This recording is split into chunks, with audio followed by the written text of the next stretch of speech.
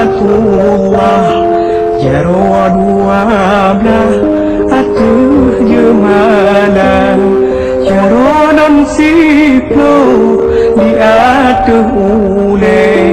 muahlun nake baka umumna ya ronon siplo di atuh ubun Assalamualaikum dan tegur sapa